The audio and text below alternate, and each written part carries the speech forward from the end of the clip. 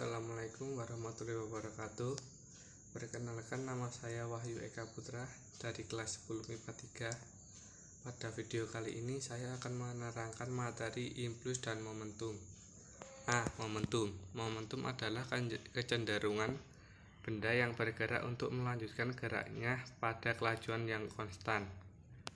Momentum merupakan besaran vektor yang searah dengan kecepatan benda. Momentum dapat dirumuskan dengan hasil perkalian massa dengan kecepatan. Secara matematis dituliskan P sama dengan M kali V, dengan P sama dengan momentum, M sama dengan massa benda, V sama dengan kecepatan benda. Semakin besar massa suatu benda, maka semakin besar momentum dan semakin cepat gerak suatu benda, maka semakin besar pula momentumnya. B. Impuls merupakan hasil kali dari gaya total dengan besaran vektor yang arahnya sama dengan gaya total itu sendiri. Satuan sistem internasional untuk impuls adalah Newton second atau NS.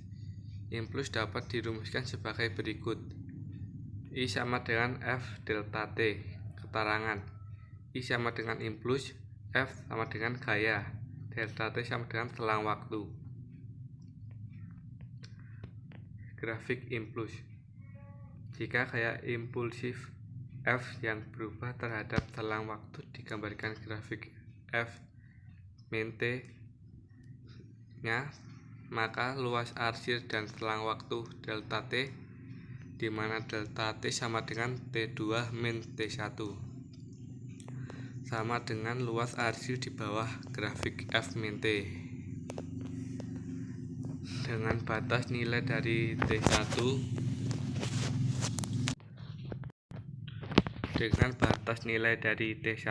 atau saat kontak terjadi sampai dengan T2 saat kontak berakhir.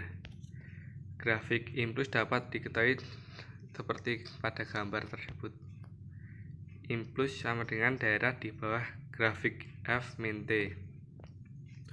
Jika waktu terjadi tumbukan impuls semakin lama, maka gaya yang bekerja pada benda akan semakin kecil. D. Hubungan antara impuls dan momentum.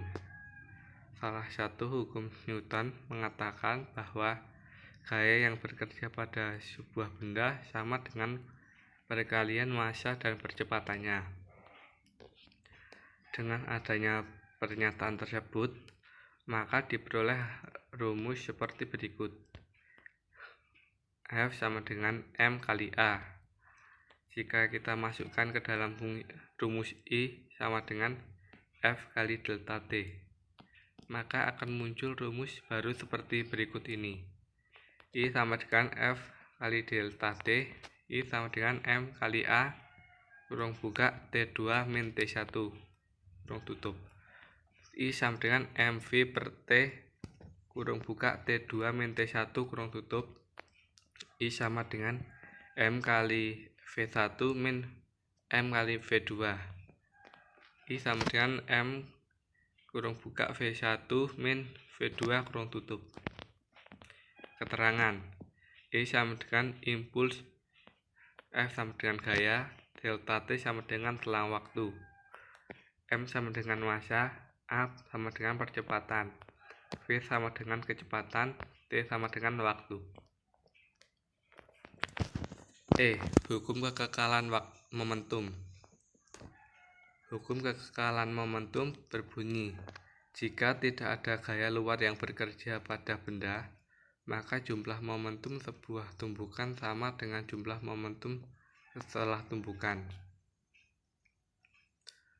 Secara matematis, hukum kekekalan momentum dapat ditulis P sama dengan sigma P action, P1 tambah P2 sama dengan P1 action plus P2 action.